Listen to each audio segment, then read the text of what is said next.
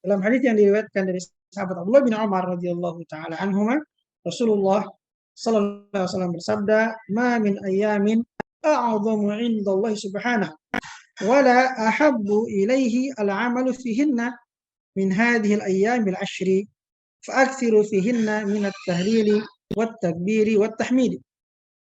Ya. Kata Rasulullah sallallahu alaihi wasallam, tidak ada hari yang lebih agung di sisi Allah Subhanahu wa taala dan tidak ada hari yang amal-amal soleh di dalamnya lebih disukai oleh Allah Subhanahu wa taala melebihi 10 hari yang pertama dari bulan Dzulhijjah. Kata beliau, fa'akthiru fihinna minat tahlili wat takbiri wat tahmid. Fa'akthiru fihinna, maka perbanyaklah pada 10 hari itu. Perbanyaklah pada 10 hari itu tahlil, takbir dan tahmid. Tahlil itu ucapan la ilaha illallah. Takbir itu ucapan Allahu Akbar. Tahmid ucapan alhamdulillah. Ini kemudian dicontohkan oleh para sahabat dengan takbiran yang kita kenal sekarang. Itu dari sahabat ya. Jadi lafaz takbiran itu dari Nabi, tidak ada yang diriwayatkan dari Nabi bagaimana cara takbiran, yang ada dari sahabat dan dari para salaf setelah para sahabat dari tabi'in itu ada diriwayatkan. Seperti takbiran yang kita kenal, Allahu Akbar, Allahu Akbar, Allahu Akbar, la ilaha illallah, wallahu akbar, Allahu Akbar, walillahil hamd. Bisa 3 kali takbir pertamanya, bisa juga 2 kali takbir.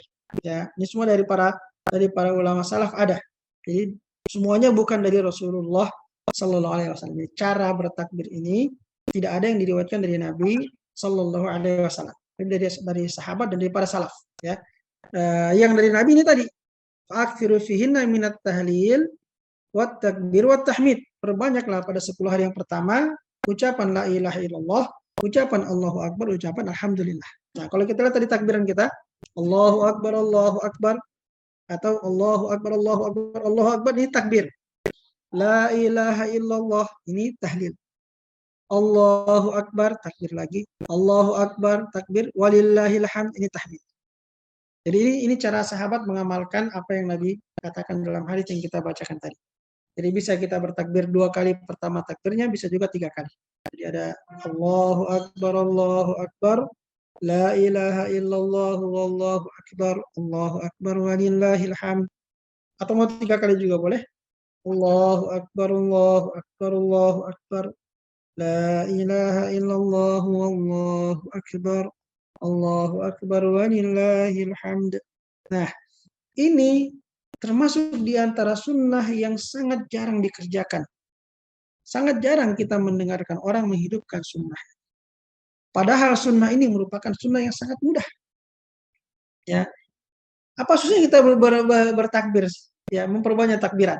Ya, kita sambil kerja pun kayaknya bisa itu ya.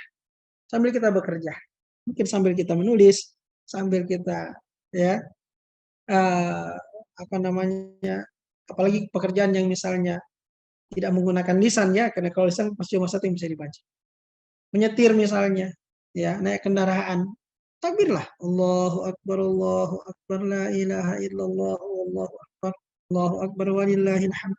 Sedang berjalan, ya, sedang mengurus anak misalnya, sedang memasak di dapur, ya, ini kan bisa. Jadi banyak pekerjaan yang bisa kita kerjakan sambil bertakbir itu. Ya, sambil bertakbir. Ya, dokter mungkin ketika memeriksa pasien bisa sambil bertakbir. Ya, sambil menjalankan operasi mungkin juga bisa sambil bertakbir. Ya, intinya pekerjaan yang bisa kita sambil mengerjakannya, kita bisa bertakbir. Nah, ini 10 hari yang pertama dari bulan Dzulhijjah ini sangat dianjurkan memperbanyak takbir. Sampai-sampai diriwayatkan dari sahabat Abdullah bin Umar dan Abu Hurairah radhiyallahu taala anhuma, beliau itu sampai masuk di pasar-pasar. Ya, masuk di pasar-pasar untuk bertakbir, mengingatkan orang di pasar agar mereka bertakbir. Ya, kita tahu bagaimana suasana pasar ya, hiruk pikuknya pasar seperti apa. 2 sahabat ini sengaja masuk pasar karena mereka tahu orang di pasar itu sering lalai. Nah, mereka mengejar dunia di pasar. Dan ini 10 hari pertama, hari yang utama, maka manusia perlu diperingatkan diingatkan untuk bertakbir. Maka masuklah sahabat ini ke pasar sambil bertakbir dengan keras, Allahu Akbar, la ilaha illallah, wallahu akbar, Allahu Akbar walillahil hamd. Itu didengarkan oleh orang-orang di pasar, akhirnya mereka juga bertakbir. Ya, seperti itu semangat para sahabat. Ya, mereka bertakbir dan mengingatkan orang juga untuk bertakbir. Kita sekarang misalnya kebanyakan kita hanya takbiran kalau sudah hari raya ya. Hari raya. Kalau Idul Fitri, hari raya, malam Lebaran sudah takbiran. Selesainya begitu masuk sholat Id sudah selesai takbiran. Kalau Idul Adha itu kan ditambah 3 hari tasyrik setelahnya. Ya, sunnahnya mulai dari tanggal 9 pagi hari Arafah, habis sholat subuh sudah mulai takbiran di masjid-masjid. Biasanya kita baru ingat takbiran ketika masjid takbiran. Padahal sebelum itu tanggal 1 sampai tanggal 9 itu, sampai tanggal 8 pun kita disunnahkan memperbanyak takbiran. Di rumah-rumah kita, di mana tadi sekarang sedang kerja yang bisa digabung dengan takbiran, sambillah kita bertakbir. Ini pahalanya sangat besar. Ya, yang tadi kita katakan lebih Allah cintai daripada berjihad di jalan Allah Subhanahu wa taala. Ucapkanlah Allahu Akbar, Allahu Akbar, Allahu Akbar, la ilaha illallah, Allahu Akbar, Allahu Akbar walillahil hamd.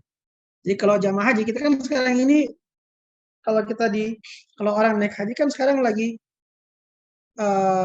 banyak bertalbiyah misalnya.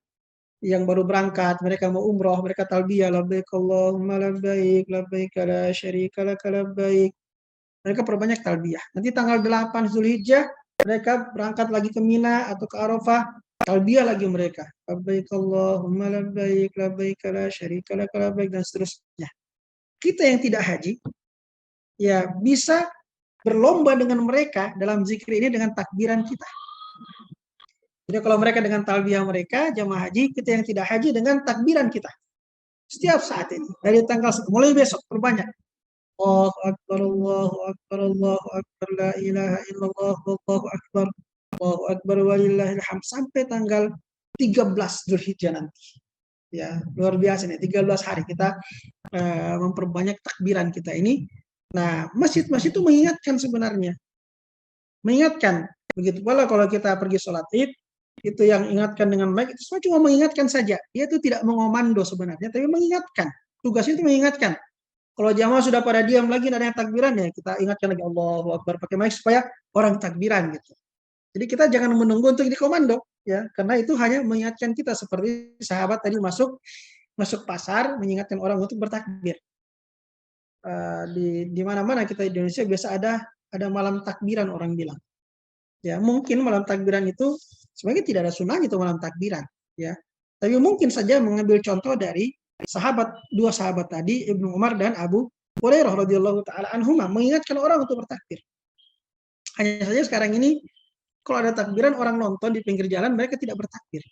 Kalau sebenarnya kalau mau mengikuti sahabat Ibnu Umar dengan Abu Hurairah itu sebenarnya ya cukup mungkin 1-2 mobil keliling di keliling kota bertakbir untuk mengingatkan orang-orang di rumah tuh supaya mereka bertakbir sebenarnya. Ya, ini bukan untuk jadi bahan tontonan. Ya, kalau cuma tontonan tidak tercapai tujuannya. Ya, jadi syiarnya itu bukan pada karnavalnya, bukan pada parade mobilnya, bukan pada hiasan-hiasannya, tapi syiarnya itu pada takbirannya. Justru yang syiarnya kita lupa, yang embel-embelnya dibesar-besarkan. Nah, ini keliru sebenarnya. Ya, mobil dihias segala macam, orang ya. Tapi yang justru syiarnya adalah takbirannya justru yang dilupakan. Bahkan kalaupun bertakbir ada yang cuma putar kaset, ya seharusnya kan orang yang bertakbir itu. Di dalam mobil dia pakai pengeras suara untuk mengingatkan orang sebagai orang bertakbir.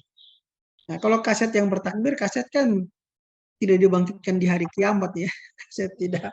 Yang dibangkitkan nanti kita ini, apa amal kita dibangkitkan di hari kiamat. Ini pertama, perbanyak takbir, tahlil, tahmid, perbanyak takbiran pada 10 hari yang pertama dari bulan Dzulhijjah. Itu yang pertama.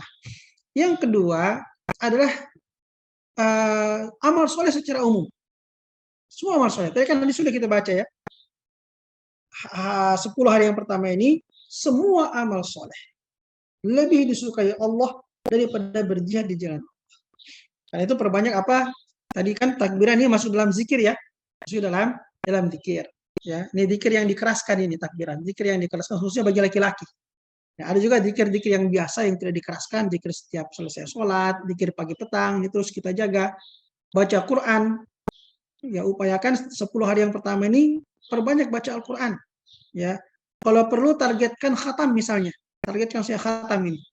10 hari yang pertama saya khatam 30 juz misalnya, ini luar biasa subhanallah. Artinya akan banyak waktu kita terisi dengan amal soleh. Perbanyak apalagi bersedekah, ya bersedekah ini hari-hari yang paling utama, dan sedekah adalah amal yang sangat utama karena dia bermanfaat untuk orang lain. Perbanyak bersedekah, kalau perlu sedekah setiap hari, ya targetkan misalnya tanggal 1 Dzulhijjah saya sedekah di mana, besoknya sedekah di mana, sedekah di mana, sedekah di mana misalnya, ya bawa ke panti asuhan, kasih orang-orang miskin yang kita kenal, atau bisa juga misalnya kadang-kadang kita ada di WhatsApp ya minta pembangunan masjid kah atau apa, pesantren, panti asuhan, ya kita sumbang ke situ ya. Jadi perbanyak sedekah-sedekah kita, perbanyak sedekah kita. Kadang-kadang juga ada di apa itu orang-orang sakit biasanya butuh dana, kita buka di apa ya di Facebook atau di mana ada yang orang sakit yang butuh dana, butuh sumbangan, kita sumbang. Kalau kita mampu, punya kemampuan setiap hari, subhanallah. Ini amal yang sangat dicintai Allah subhanahu wa ta'ala. Setiap saat kita menyumbang memang, tetapi sumbangan kita pada 10 hari yang pertama itu berbeda nilainya dengan sumbangan kita di luar. Kita mengaji setiap hari, tapi mengaji kita pada 10 hari pertama itu berbeda pahalanya dengan mengaji kita setelah itu atau sebelumnya. Apalagi berpuasa. Berpuasa. Kita sering puasa sunnah, Senin, Kamis, 3 hari dalam sebulan. Tapi puasa kita pada 10 hari yang pertama dari bulan Dzulhijjah ini, itu lebih Allah cintai daripada puasa kita di waktu-waktu yang lain.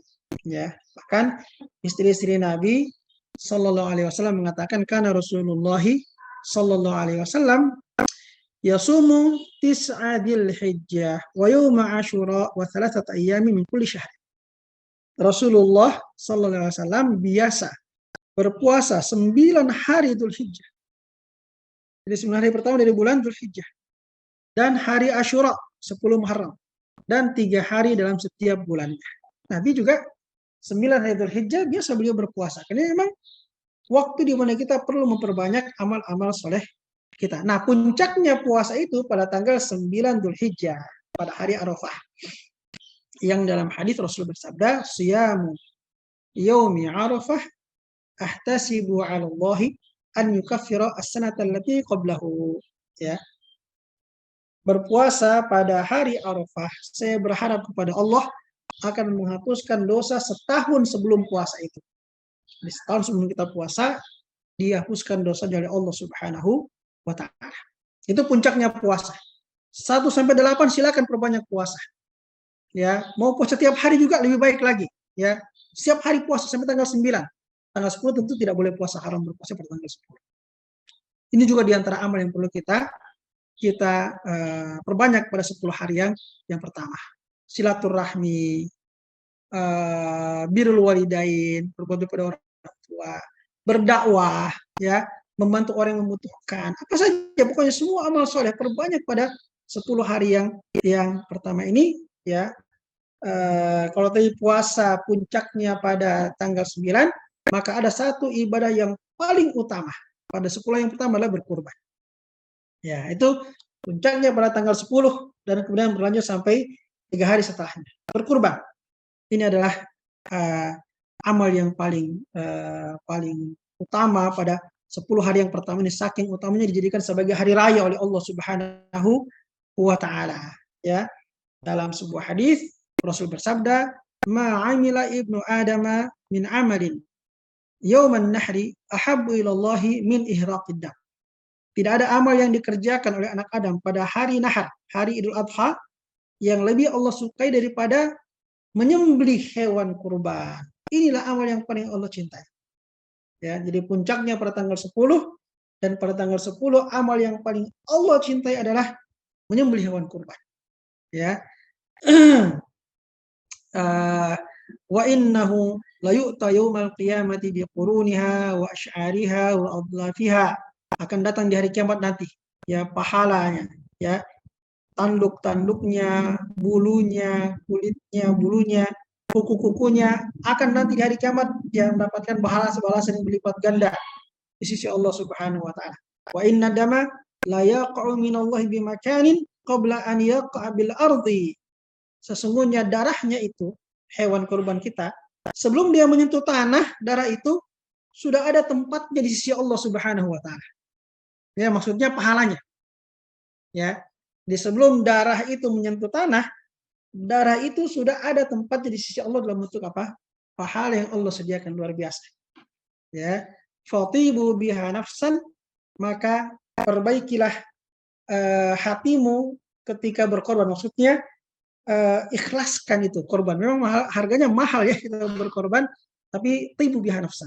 Ya, ikhlaskan dia karena pahalanya sangat besar di sisi Allah Subhanahu wa taala. Inilah dia amal-amal yang perlu kita perbanyak pada 10 hari yang pertama dari bulan Dzulhijjah ini, ya, hari-hari yang paling mulia sepanjang tahun. Ya, 10 hari pertama ini jangan kita sia-siakan. Ya, paginya, siangnya, sorenya, malamnya, upayakanlah perbanyak ibadah-ibadah semaksimal mungkin. Ada banyak sekali macam-macam ibadah yang kita bisa kerjakan. Tadi sudah kita sebutkan contoh-contohnya. Kita perbanyak jenisnya dan kita perbanyak jumlah dari masing-masing jenis ibadah tersebut. Karena sekali lagi, amal-amal soleh pada 10 hari yang pertama yang mulai besok insya Allah lebih Allah cintai daripada berjihad di jalan Allah Subhanahu wa taala. Nah, mudah-mudahan Allah Subhanahu wa taala izinkan kita, memberikan umur bagi kita semua bisa bertemu dengan 10 hari yang pertama dari bulan Dzulhijjah ini, dan semoga kita mendapatkan taufik dari Allah Subhanahu wa taala untuk memperbanyak ibadah, ya, memperbanyak ibadah pada 10 hari yang pertama dari bulan Dzulhijjah ini. Ya, saya kira ini sedikit tentang keutamaan 10 hari yang pertama dari bulan Dzulhijjah. Jika mungkin ada yang ingin bertanya seputar masalah ini, atau mungkin seputar masalah kurban, ya, sebelum kita sholat asar masih ada waktu sedikit, kita masih bisa isi dengan tanya jawab, dan nanti setelah asar kita sambung lagi insya Allah. Ya, kalau masih mau bertanya tentang seputar masalah ini atau seputar masalah kurban, saya juga bisa tambahkan sedikit penjelasan nanti terkait dengan kurban insya Allah. Syukran Ustadz atas penjelasannya seputar keutamaan dalam hari pertama di bulan Dzulhijjah ini. Selanjutnya saya persilakan kepada dosen sekalian, pada dokter. Jika ada pertanyaan silakan dok.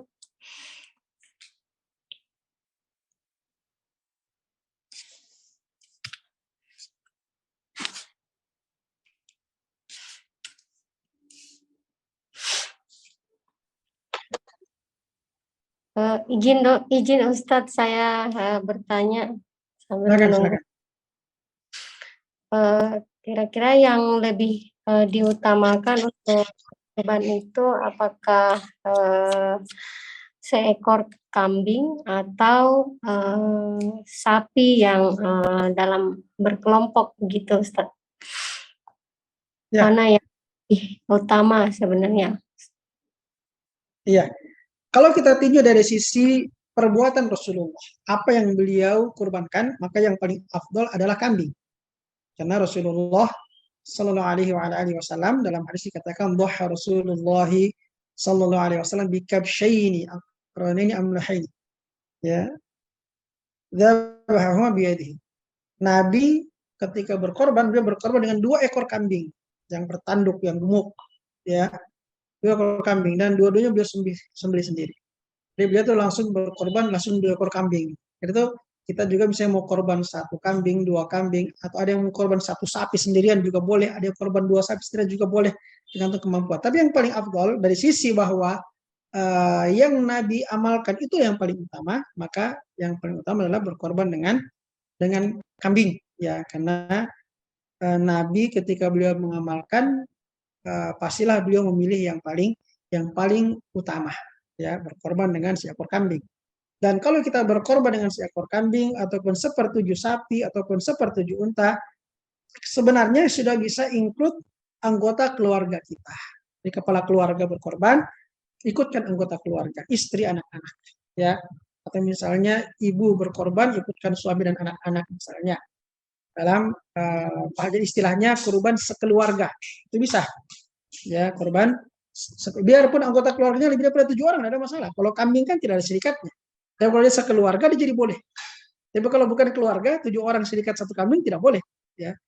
Tapi kalau sekeluarga ini, malah 10 orang pun misalnya ada orang punya anak 10, ya, sekeluarga, itu tidak apa-apa, satu ekor kambing boleh. Ya, jadi ini yang paling afdol dari sisi bahwa dialah yang diamalkan oleh Rasulullah Sallallahu Alaihi Wasallam. Ya. Teman jawab dosen, kita akan lanjut insya Allah pembahasan seputar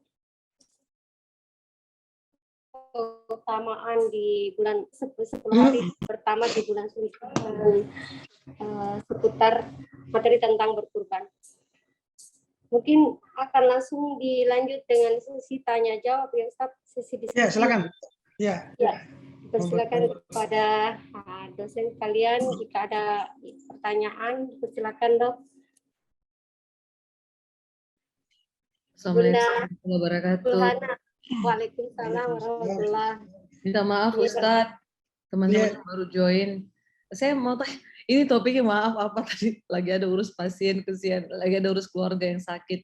Topiknya tentang apa Ustadz kalau boleh saya tahu? Tadi tentang sujud sahwi. Kemudian kita lanjut tentang keutamaan 10 hari pertama dari bulan Dzulhijjah. Pertanyaan seputar kurban juga bisa. Ya, kebetulan saya mau bertanya Ustadz, kalau boleh tentang silakan. Tapi terima kasih. Assalamualaikum warahmatullahi wabarakatuh. Jadi yang saya tanyakan ini sebenarnya mungkin sudah pernah dibahas tentang itu memotong kuku. Terus tiba-tiba ada lagi yang bilang, ada adik saya bilang tadi malam bilang yang dipotong kukunya itu bukan kita, tapi hewan kurban yang nggak boleh dipotong kukunya. Saya bilang kayaknya sudah jelas deh yang dilarang potong kuku itu kita yang mau berkurban. Kenapa dia tiba-tiba lagi bilang ada? Mungkin sudah dibahas tadi ya Ustadz ya, tapi saya minta maaf, saya mau dapat pencerahan. Terima kasih. Assalamualaikum warahmatullahi wabarakatuh. Ya, baik. Terkait dengan memotong kuku ini disebutkan dalam hadis yang sahih, Rasulullah Sallallahu Alaihi Wasallam bersabda, "Idza ra'aitum hilal dzulhijjah wa arada ahadukum an yudhi falyumsik an sya'rihi wa adfarihi."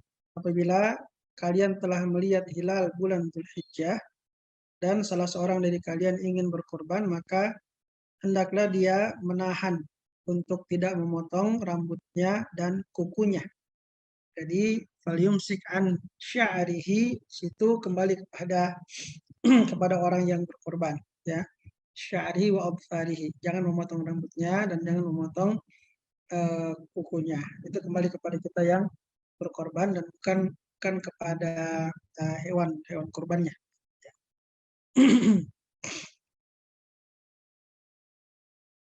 Terima kasih Ustadz. Saya pikir itu sudah cukup jelas. Tapi kenapa ya Ustadz? Maksud saya kenapa tiba-tiba ada yang memunculkan lagi bahwa yang dipotong itu sebenarnya kuku dari hewan kurban? Apakah memang ada pernah penafsiran seperti itu atau bagaimana Ustadz? Ya, saya belum tahu juga ya kalau ada ulama yang menafsirkan seperti itu. Karena saya belum pernah mendapatkan keterangan ulama yang menafsirkan bahwa yang tidak boleh dipotong adalah rambut dan kuku daripada hewan kurban. Karena sebenarnya dari sisi kebiasaan juga kan hewan tidak dipotong, bulunya kan tidak dipotong kecuali domba ya. Kecuali domba yang dicukur bulunya untuk dijadikan bahan pembuatan kain wol. Selain daripada itu tidak ada hewan yang dicukur dan dipotong bulunya. Kalau kuku saya tidak tahu apakah memang hewan bisa dipotong kukunya. Saya juga tidak tahu ini. Iya, iya. Terkait, nah sekarang Ustadz Tabe, saya lanjut pertanyaanku karena memang menurut saya baru terjadi kali ini bulan apa ini Lebaran Idul Adha itu mulai lagi tidak sama. Tadi malam ada lagi Iya, iya. keputusannya. Iya, pemerintah. Bagaimana ini? Maksudnya kita ini bagusnya ikut bagaimana? Bagusnya ikut yang pemerintah anukan atau yang sudah diumumkan sebelumnya bahwa tanggal 9 dan kami terkait dengan maaf Ustaz terkait dengan di pelayanan di rumah sakit. Iya. Ini staf di rumah sakit kesian itu kan tanggal 9 tanggal libur, diliburkan tadinya karena dianggap itulah apa hari raya Idul Kurban. Nah, sekarang ini ada pemerintah memundurkan. Dan mereka bilang bagaimana Dok dengan pelayanan? Apakah kami bisa tetap libur karena di antara kami juga ada yang lebarannya tanggal 9. Oh iya. Oh, iya. Ya, berarti ini kembali kepada kebijakan rumah sakit barangkali ya. Iya. Nah, kalau dari sisi syar'inya, ya memang ini polemik yang hampir setiap tahun ya tentang apakah kita mengikuti ru'yatul hilal ataukah kita mengikuti hisab. Secara ilmiah, penentuan waktu-waktu ibadah itu yang terkait dengan bulan itu ditentukan dengan ru'yatul hilal. Kalau kita kajian ilmiahnya baik dari ayat-ayat Al-Quran maupun hadis-hadis Rasulullah Sallallahu Alaihi Wasallam, maka pendapat yang sejak dulu sebenarnya dipakai para ulama, karena dulu kan ulama tidak pernah memakai memakai hisab ya. Hisab ini baru belakangan dipakai. Dulu semuanya memakai ru'yah. Nah, ini yang sebenarnya lebih tepat secara ilmiah. Yang kedua, bahwa ketika terjadi perbedaan, khususnya dalam masalah-masalah syiar Islam yang besar seperti ini, maka seharusnya memang pemerintah itu menjadi pemutus ya, pemutus yang memutuskan khilaf itu. Kalau dalam syariat kita ada kaidah mengatakan hukmul imam yarfa'ul khilaf, ya, atau hukmul hakim yarfa'u al khilaf. Keputusan hakim, pemerintah, pemimpin itu menghilangkan perbedaan. Jadi ketika ada perbedaan di masyarakat, sama-sama memiliki hujahnya masing-masing dan harus memilih salah satunya, maka disitulah fungsi pemimpin, ya, al-hakim atau pemerintah, dialah yang memutuskan yang mana yang seharusnya menjadi patokan. Nah, jadi kalau kemudian dua hal ini berkumpul, pemerintah memakai ru'yah, berarti secara ilmiah dua hal ini bertemu ya. Dia sudah keputusan pemerintah dan pemerintahnya pun memakai ru'yatul hilal pula. Jadi ini sangat kuat sebenarnya kalau kita mengikuti keputusan pemerintah ini secara ilmiah. Secara ilmiah, kalau kita bahas ya tentang masalah ini, maka sangat kuat untuk kita mengikuti keputusan pemerintah, apalagi pemerintah saat ini memakai ru'yatul hilal. Nah, tinggal bagaimana dengan yang berlebaran sesuai dengan hisab, tentu kita juga tidak bisa memaksakan, ya, kecuali kalau misalnya pemerintah memberikan ketegasan, misalnya itu mungkin saja di sebagian negara pemerintahnya memberikan ketegasan, seperti misalnya di Arab Saudi.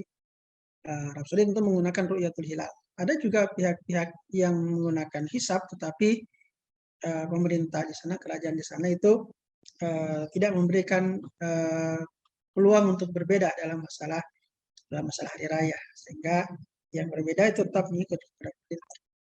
Mungkin juga dulu kita di masa yang lalu zaman Presiden Soeharto barangkali ya, kalau tidak salah ingat dulu kan hampir tidak pernah ada perbedaan itu.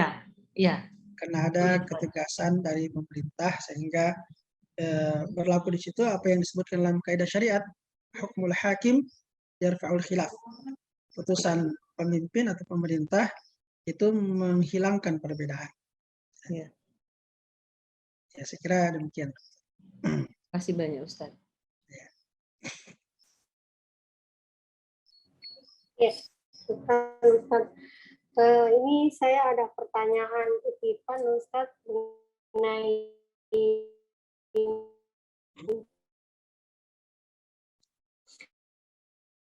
seputar mencukur. Tanya kenapa sampai apa alasannya sampai ya dimuncul ada penjelasan yang bisa lebih mudah dipahami, Ustadz. Mungkin bisa diulangi, putus-putus tadi kita punya suara.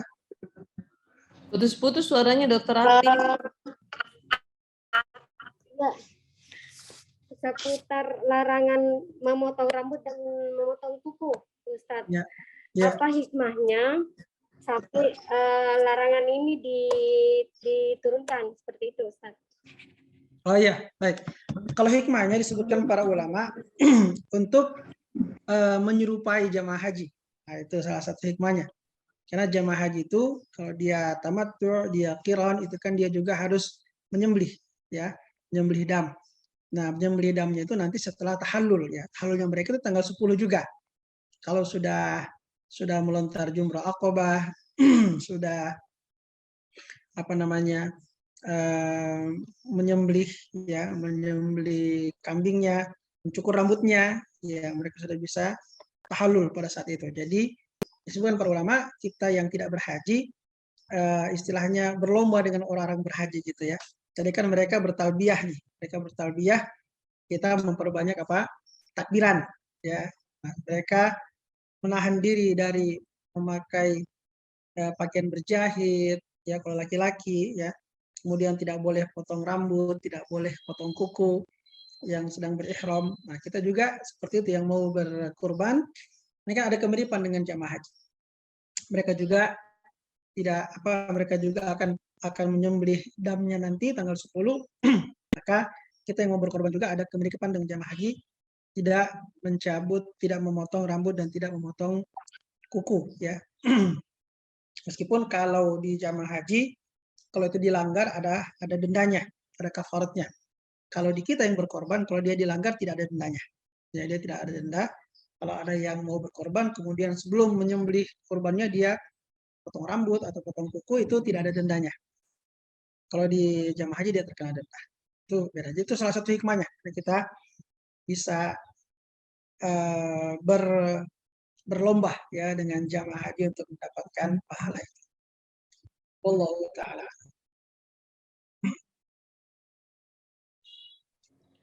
Ustadz atas jawabannya. Mungkin ada tambahan pertanyaan lagi dari para dosen? Masih boleh? Boleh dok, silakan dok. Tabe, saya tambahkan dulu sedikit Dr. Sul, Tabe. Iya. Saya lanjutkan tadi silakan. pertanyaannya.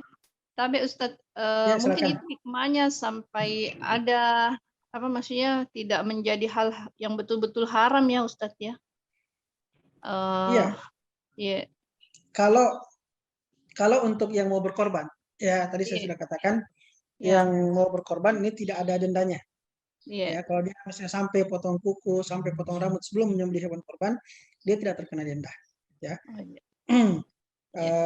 Karena itu sebagai ulama mengatakan dia dimakruhkan gitu ya, untuk potong rambut, potong kuku, hukumnya makruh bagi mereka yang mau menyembelih hewan korban. Ya. Ya Ustaz, syukran. Ya, silakan Dr. Sul. Ya, terima kasih. Saya mau bertanya Tabe lagi Ustadz tentang puasa. Kan kita disunahkan berpuasa selama 9 hari itu ya Ustadz ya. Kalau memang tidak sampai tidak sempat berpuasa, terus kita bisanya puasa misalnya di hari ke-9 di hari keberapa itu ya, hari ke-9 ya, hari Arafah ya. Iya, maksudnya di hari Arafah itu kita pasnya. Nah, kalau hari Arafahnya pas jatuh hari Jumat bagaimana Ustaz? Maksudnya kan katanya sebaiknya kita tidak puasa sunnah itu sendirian hari Jumat. Harusnya digandeng Jumat ke Sabtu atau Kamis ke Jumat. Tapi kalau kita misalnya betul-betul atau perempuan halangan gitu, tidak puasa di hari Kamis, tapi pas Jumat dia bisa berpuasa. Nah, bagaimana itu Ustaz? Dia berarti puasa hari Jumat dia sendiri di Jumat saja. Apakah bisa begitu? Boleh, karena ini adalah puasa yang ada sebabnya. Ya, puasa ada sebab dia bertepatan sama dengan misalnya hari Asyura ya, 10 Muharram bertepatan hari Jumat. 9 Dzulhijjah bertepatan hari Jumat. Ini dia berpuasa pada hari Jumat itu bukan untuk menyendirikan Jumat dengan puasa tanpa sebab. Tapi dia memang mau berpuasa hari Arafah atau mau berpuasa hari Asyura yang kebetulan jatuh pada hari Jumat. Sehingga dia berbeda dengan orang yang mengkhususkan puasa pada hari Jumat tanpa sebab. Itu yang dilarang oleh Rasulullah Shallallahu Alaihi Wasallam. Sama dengan misalnya ada waktu yang terlarang sholat sunnah, ya itu untuk sholat sunnah yang tidak ada sebab, namanya sholat sunnah mutlak. Kalau sholat sunnah yang ada sebabnya, seperti tahiyatul masjid misalnya, ya, biar pada waktu yang terlarang orang boleh melaksanakan sholat sunnah tahiyatul masjid ketika masuk masjid setelah selesai sholat asar pada sore hari misalnya, ya, karena itu ada sebabnya, jadi ada sebabnya, maka dia boleh untuk dilakukan. Ya. Ya, terima kasih Ustadz. Ya, sama-sama. Bisa Terima bertanya kasih. Ustaz. Ya, silakan Dok. Dr. Suli, silakan Dok. Assalamualaikum warahmatullahi wabarakatuh. Waalaikumsalam warahmatullahi wabarakatuh. Maaf Ustaz, saya baru bergabung. Tadi saya enggak perhatikan apa sih materi hari ini. Mungkin tentang salat iya. ya Ustaz. Tapi bisa juga di luar ya, saya tanyakan. Boleh di luar salat, boleh. Satu dulu mengenai salat. Saya kadang-kadang setelah salat baru sadar bahwa baju yang saya pakai ini sebenarnya ada najisnya, misalnya habis kena apa gitu, habis kena kencingnya anak kah, atau habis kena apalah. Nanti sadar setelah salat, kok saya pakai ini baju, nggak ganti baju. Apa itu saya harus ulang kembali salat saya, atau tidak usah karena faktor kelupaan? Itu satu Ustaz mengenai salat. Kemudian mengenai Idul Adha, mungkin ada yang bertanya tadi, atau mudah-mudahan belum ada yang bertanya. Kalau Idul Fitri kadang-kadang berbeda, ada beberapa orang melihat Idul Fitri itu sehingga ada dua pendapat, sehingga kadang-kadang akan lebih dari dua pendapat waktu Idul Fitri, ya. Sekarang waktu Idul Adha, ada yang katakan Sabtu dengan alasan wukuf Arafah itu pada hari itu, ada yang katakan hari Minggu. Saya tidak tahu apa maksudnya hari Minggu, apa dasarnya. Mungkin Ustaz bisa kasih penjelasan mengenai itu. Ya. Terima kasih Ustaz. Ya, baik Bu. Baik, yang pertama tentang sholat dengan baju yang bernajis dan baru sadar setelah selesai sholat. Ini dalam sebuah hadis dijelaskan bahwasanya Rasulullah Shallallahu Alaihi Wasallam pernah sholat menjadi imam di Masjid Nabawi. Ketika beliau sementara sholat, karena dulu masjidnya Nabi itu kan tidak pakai ubin ya, lantainya tanah. Jadi dulu Nabi dan para kaum muslimin sholat pakai alas kaki. Nah, ketika Nabi sedang sholat, tiba-tiba beliau melepaskan alas kakinya, yang sholat tadinya pakai alas kaki, sementara sholat alas kakinya dilepas, tapi sholatnya tidak diputus. Nabi hanya melepaskan alas kaki dan tetap melanjutkan sholatnya. Melihat itu, para sahabat yang sholat di belakang beliau Shallallahu Alaihi Wasallam ikut semuanya melepaskan alas kaki mereka, karena mereka begitu taatnya kepada Rasulullah sampai apa yang Nabi lakukan mereka mengikutinya. Setelah selesai sholat, Nabi seperti biasa balik menghadap ke jamaah. Dia bertanya, ini orang pada lepas sandal semua. Kenapa kalian juga lepas sandal kalian? Kata jamaah, kami melihat Anda melepas alas kaki Anda ya Rasulullah, maka kami juga lepas tadi sementara sholat. Kata beliau, alaihi salatu wassalam, sesungguhnya tadi ketika saya sedang sholat, datang Jibril kepada saya. Dan dia memberitahu kepada saya bahwa di alas kaki saya itu ada najis yang terinjak. Maka setelah Jibril memberitahu kepada saya melepaskan alas kaki itu. Ya, jadi Nabi melepaskan alas kakinya, dipinggirkan, dan beliau tetap melanjutkan sholatnya tanpa memutuskan sholat. Nah, itulah sebabnya mengapa saya melepaskan alas kaki. Jadi, sahabat karena tidak injak najis, seharusnya tidak perlu melepaskan alas kakinya. Dari situ kemudian ulama mengambil kesimpulan bahwa ketika Rasulullah SAW sholat, mulai dari takbiratul ihram sampai Jibril datang memberitahu kepada beliau bahwa pada alas kaki beliau ada najis, itu kan berarti beliau sholatnya pakai sandal yang bernajis. Ya. Kalau itu membatalkan sholat, maka pasti Nabi harus memutuskan sholatnya dan mengulangi dari awal. Iya. Nah, ternyata beliau tidak memutuskan sholat, hanya melepaskan sandal. Begitu beliau sadar, langsung dilepaskan, dan sholat tetap dilanjut, tidak diputus dan tidak diulangi. Jadi kesimpulannya, kalau kita tidak tahu bahwa pakaian kita bernajis dan kita sholat, setelah selesai sholat baru sadar, itu sholatnya sudah sah. Ya, sholatnya sah, ya tidak perlu diulangi. Tapi kalau sementara sholat kita sadar, ya harus dilepas. Kalau tidak memungkinkan dilepas, ya terpaksa sholatnya diputuskan.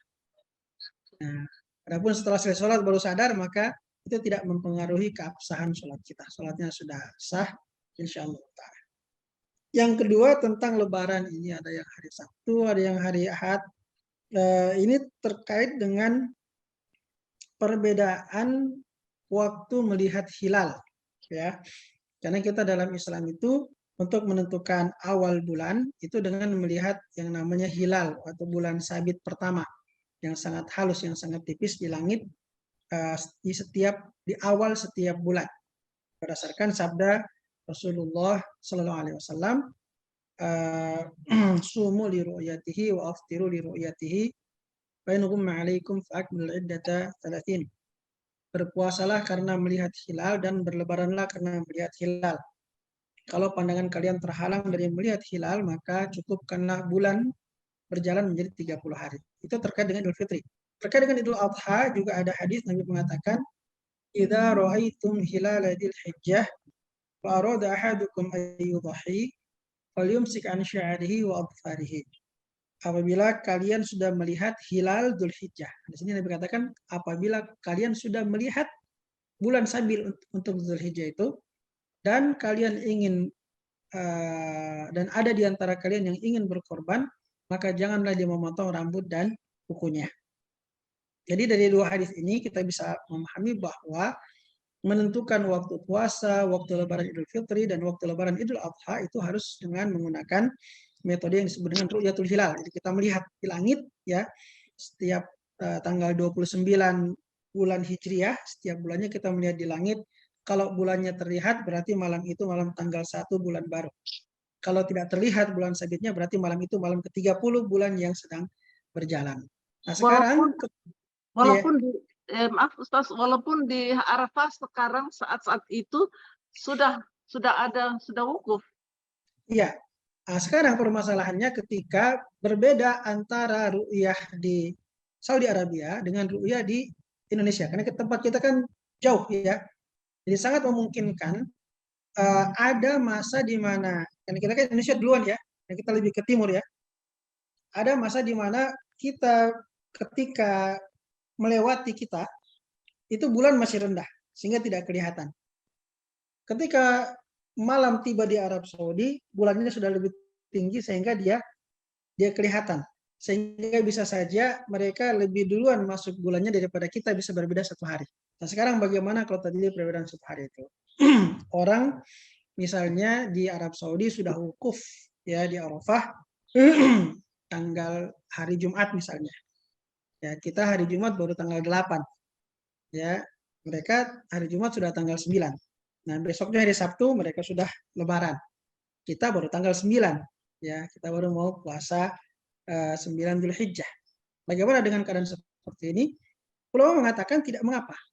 Jadi masing-masing negeri beramal sesuai dengan terlihatnya hilal di negeri masing-masing. Gambarannya begini. Sekarang karena kita punya teknologi informasi sudah maju, kita sudah bisa tahu bahwa Arab Saudi wukuf hari Jumat. Ya, mereka lebih dahulu melihat hilal daripada kita, misalnya.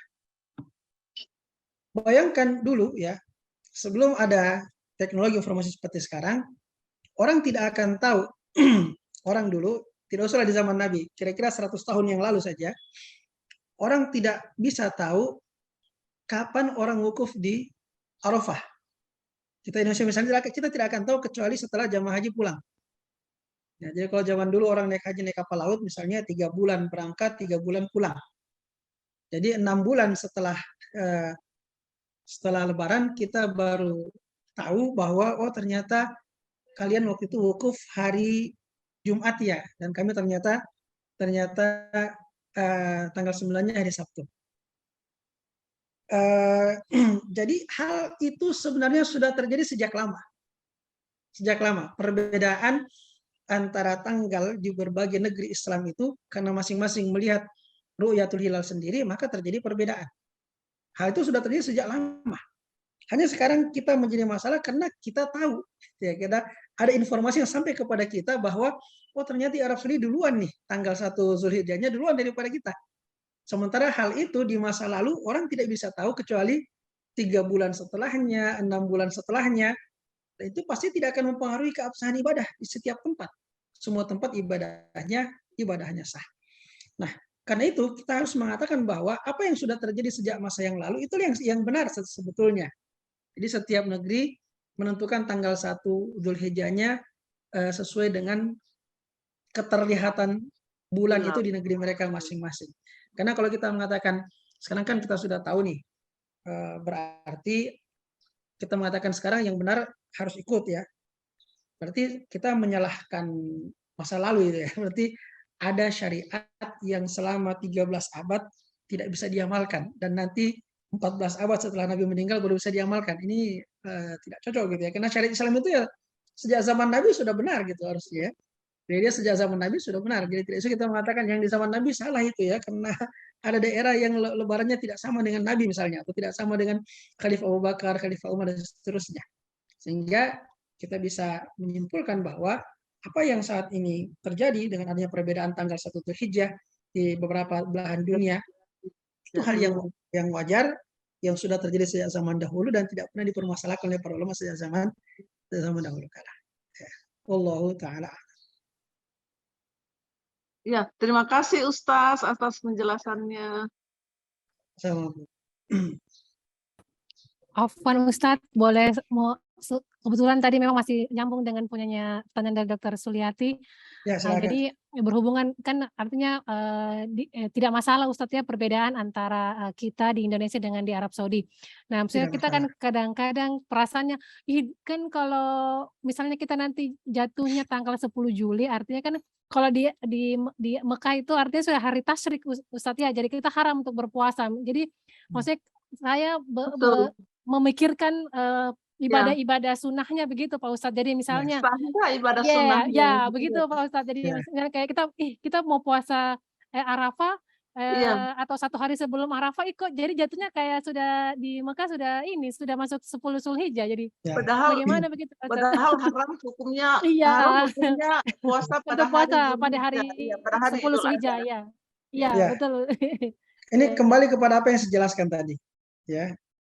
Sekarang karena kita informasinya cepat, ya kita bayangkan di masa lalu yang informasi tidak cepat, orang tidak tahu ya. Jadi pastilah di setiap negeri itu ada yang berpuasa ketika di Mekah sudah Lebaran, ya karena masing-masing melihat hilalnya sendiri-sendiri. Jadi kita bawa ke masa lalu 13 abad itu berlangsung seperti itu. Setiap negeri Islam melihat hilal sendiri-sendiri dan pasti banyak negeri yang ketika itu berbeda dengan Mekah. Dan pasti mereka puasa saat orang-orang di Mekah sudah Lebaran gitu. Itu tidak menjadi masalah. Kenapa? Karena memang mereka Lebaran karena mereka sudah tanggal 10 Dzulhijjah. Kita belum berlebaran karena kita baru tanggal 9 Dzulhijjah. Sama dengan misalnya sekarang kita lihat di Mekah, orang sholat subuh pada saat kita sudah jam 11 siang, 11 pagi. Kita tidak akan mengatakan ini orang Mekah terlambat sholat subuhnya. Karena memang mereka baru subuh di sana. Kita udah jam 11. Ya.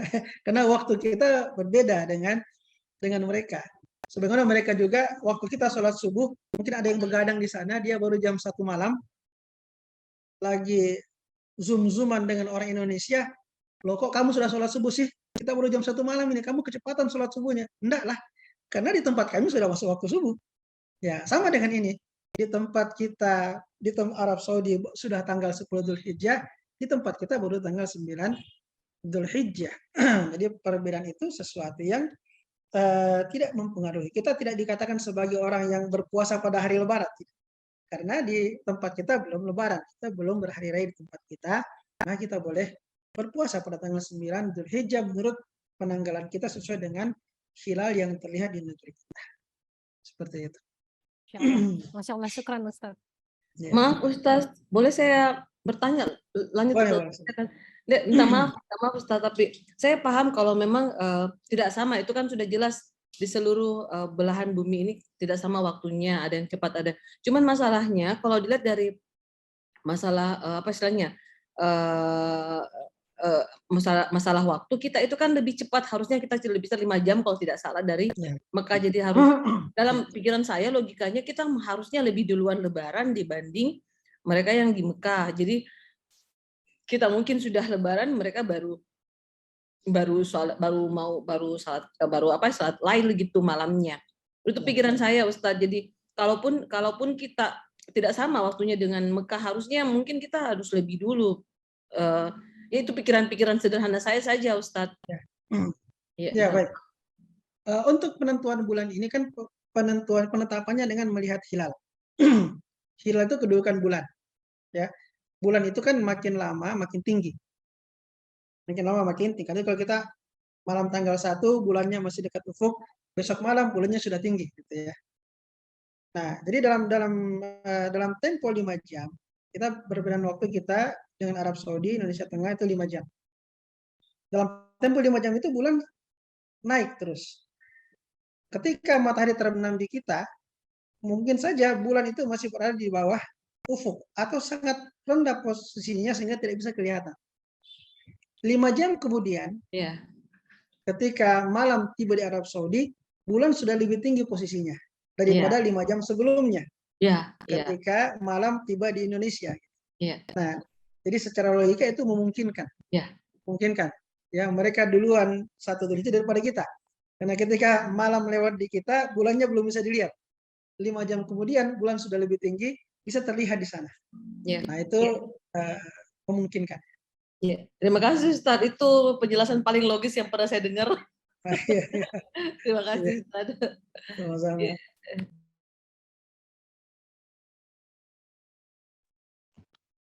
Waalaikumsalam Ustaz. Izin Dokter Rahmawati. Waalaikumsalam warahmatullahi wabarakatuh. Silakan Dok, Jal. Izin bertanya Dok, Ustaz. Ya, silakan.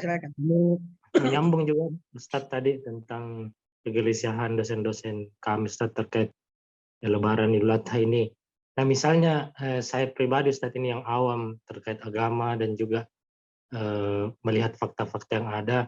Kalau saya memilih untuk mengikuti Saudi Ustaz, misalnya 1 Dzulhijjah saya hari ini, apakah saya berdosa dengan ulil amri saya Ustaz yang menetapkan besok 1 Dzulhijjah dengan kemajuan teknologi, meskipun saya tidak punya kemampuan untuk bermujtahid atau sebagai penggali hukum itu, tapi bagaimana menurut Ustaz? Fadal, Ustaz. Ya, baik. Kita sebagai orang awam, Allah berfirman, "Fas'alu ahla dzikri in kuntum la ta'lamun." Bertanyalah kepada ulama jika kalian tidak mengetahui. Jadi kita yang misalnya kita merasa diri awam, kita tidak tahu saat dalam satu masalah agama, atau kita bingung mana yang betul A atau B, ya kita bertanya kepada ulama yang kita yakini. Kita yakini ilmunya dan takwanya kepada Allah Subhanahu wa taala. Jadi itu kewajiban kita orang awam adalah bertanya kepada para ulama yang kita yakini ilmunya dan takwanya kepada Allah Subhanahu wa taala. Karena kita bukan mujtahid, maka kita tidak bisa berijtihad.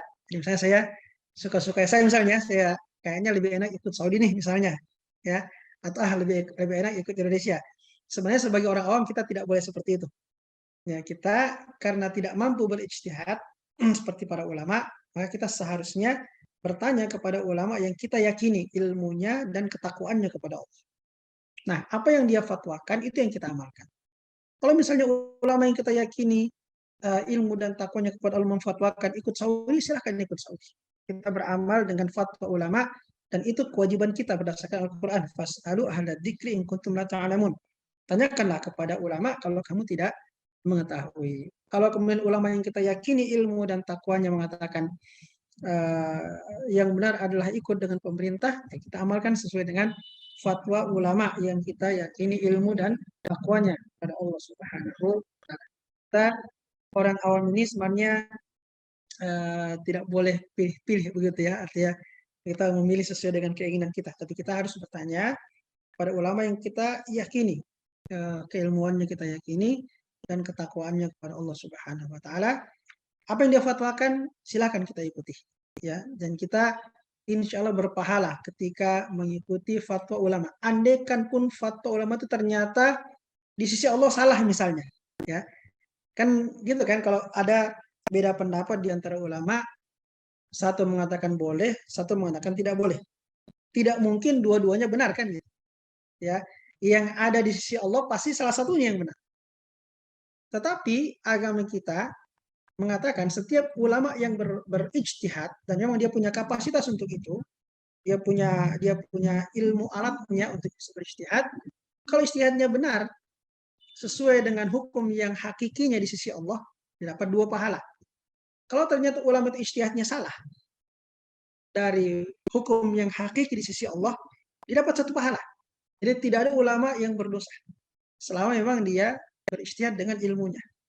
Nah, kita juga demikian. Kalau misalnya pas ulama yang kita yakini ilmu dan takwanya, hasil ijtihadnya ternyata menyelisihi kebenaran yang hakiki yang ada di sisi Allah, dia tidak berdosa, kita juga tidak berdosa. Kenapa? Karena dia sudah berijtihad dengan ilmu yang dia miliki, dengan alat yang dia miliki, dan dia berhak untuk itu. Dan kita juga memang sudah bertanya menjalankan kewajiban kita.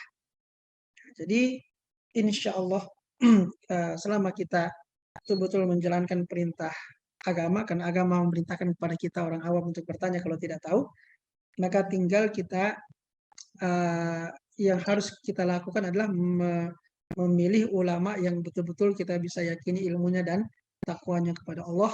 Bertanyalah kepadanya, apa yang dia fatwakan silahkan diamalkan. Selama kita sudah meyakini ulama yang kita tanyakan itu betul-betul ilmunya, kita tahu bagaimana dia punya sejarah menuntut ilmunya, ya, jelas gitu ya, dia punya sanad ilmu yang jelas, ya. Kemudian kelihatan orangnya takut kepada Allah Subhanahu wa taala, maka telah menjadi ulama yang bisa kita ikuti fatwanya, khususnya ketika kita bingung dengan adanya 2 pendapat, ya, kita bertanyalah kepada ulama yang kita yakini dan silakan mengamalkan apa yang dia fatwakan. Ya. Kita telah menjalankan apa yang Allah perintahkan kepada kita dalam Al-Quran, fas'alu ahla dzikri in kuntum la ta'lamun. Tanyalah kepada para ulama kalau kamu tidak mengetahui. Demikian. Wallahu ta'ala. Ya, syukran Ustaz. Saya sudah Ya, bulat mengikuti Majelis Ulama Indonesia Ustaz begini. Masya Allah. Atau Zulhijjah besok, insyaallah. Syukran Ustaz. Afwan Ustaz sendiri bagaimana Ustaz? Saya ikut keputusan pemerintah di Indonesia. Ya, Masya Allah. Ya, berdasarkan 2 dalil, ya. Ya. Pertama, mereka memakai ru'yah, dan secara ilmiah ini ru'yah adalah metode yang tepat dalam menentukan awal bulan, karena itu yang Nabi katakan dalam hadis-hadis yang tadi saya sudah sebutkan semua dalilnya. Yang kedua, karena ketika terjadi khilaf, pemerintah itu menjadi pemutus ketika terjadi khilaf. Jadi berdasarkan 2 hal itu, pemerintah memutuskan ketika terjadi beda pendapat. Yang kedua, pemerintah juga memutuskan berdasarkan metode yang lebih tepat menurut sunnah. Nah, berdasarkan 2 hal ini saya mengikuti keputusan pemerintah tentang awal Zulhijjah, awal Ramadan, awal Syawal, seperti itu. Insya Allah, syukran Ustaz. Masya Allah. Ustaz. Nah, satu mungkin pertanyaan penutup Ustaz, masih boleh? Ya, boleh. Boleh, silakan. Ya. Bolehkah berkurban atas nama anggota keluarga yang sudah meninggal, Ustaz? Iya, berkorban atas nama anggota keluarga yang sudah meninggal dunia. Ini masalah yang ulama berbeda pendapat di dalamnya. Ya. Ada yang membolehkan, ada yang tidak membolehkan. Kalau kita lihat 4 madhab yang besar, madhab Hanafiyah dengan madhab Hanabilah itu membolehkan. Madhab Syafi'iyah tidak membolehkan. Jadi kalau madhab orang Indonesia itu tidak boleh, ya, karena kita banyak pakai madhab Syafi'i. Kalau madhab Malikiyah itu mengatakan makruh, boleh tapi makruh. Itu madhab Malikiyah. Nah, tentu masing-masing memiliki dalil. Yang membolehkan itu dalilnya bahwasanya Nabi ketika berkorban, beliau berkorban 2 ekor kambing. Nah, 1 kambing itu beliau meniatkan untuk beliau dan seluruh anggota keluarganya. Sampai beliau membaca doa ketika akan berkorban menyembelih kambing, beliau mengucapkan Allahumma hada anni wa an ahli baiti. Ya Allah, ini adalah kurbanku dan kurban anggota keluargaku. Kata para ulama, anggota keluarga Nabi itu ada yang masih hidup dan ada yang sudah meninggal. Seperti misalnya Khadijah radhiyallahu anha yang sudah meninggal sebelum turunnya syariat berkurban.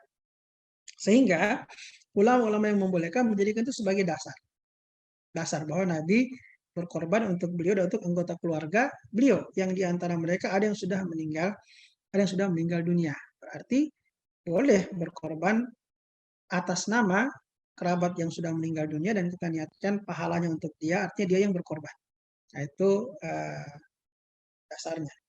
Di samping itu bahwa dalam kurban itu ada bagian yang disedekahkan, ya, dan bersedekah atas nama kerabat yang sudah meninggal dunia, semua ulama sepakat itu dibolehkan. Ya, jadi ada tiga amalan yang ulama semuanya sepakat, tidak beda pendapat, itu pahalanya sampai untuk orang yang sudah meninggal dunia kalau kita niatkan untuk mereka. Yang pertama adalah haji atau umroh, kita hajikan, kita umrohkan. Jadi pahala hajinya mereka yang dapat, pahala umrohnya mereka yang dapat. Ini kan sekira sudah sering ya orang amalkan. Ada namanya haji badal atau umroh badal. Yang kedua adalah puasa, ya. Kalau ada misalnya, ini hadisnya ada perempuan yang ibunya bernazar berpuasa, meninggal dunia dan dia belum menunaikan nazarnya, nazar berpuasa. Maka Nabi katakan, kalau ibumu punya utang, apa kamu bayarkan? Kata, iya Rasulullah. Kata Nabi, utang kepada Allah lebih berhak untuk dibayarkan. Maka dia berpuasa untuk ibu yang sudah terlanjur bernazar, dia puasakan. Jadi pahala puasanya pada ibunya yang sudah meninggal. Dan yang ketiga adalah sedekah. Jadi ini tiga amal yang ulama sepakat dia pahalanya sampai untuk orang yang sudah meninggal dunia. Nah, dalam kurban itu ada bagian sedekah, ya, yang diberikan pada fakir miskin selain bagian yang kita makan sendiri dan bagian yang kita hadiahkan pada siapa yang kita kehendaki. Nah, itu dasar dari para ulama yang membolehkan, seperti madhab tadi, madhab Hanafiyah dan madhab Hambaliyah itu membolehkan dan mengatakan pahalanya sampai kepada kerabat yang sudah meninggal dunia. Wallahu ta'ala. Syukran Ustadz atas penjelasannya dan kepada dosen yang telah join dan berpartisipasi untuk bertanya dan menyimak jawaban dari Ustadz. Alhamdulillah, terima kasih semua Dok atas perhatiannya. Akhir dakwana, kita tutup kajian fikih kita pada hari ini dengan bersama-sama membaca doa kafaratul majlis. Subhanakallahumma wa bihamdik asyhadu an la ilaha illa anta astaghfiruka wa atubu ilaik. Alhamdulillahirabbil alamin. Assalamualaikum warahmatullahi wabarakatuh.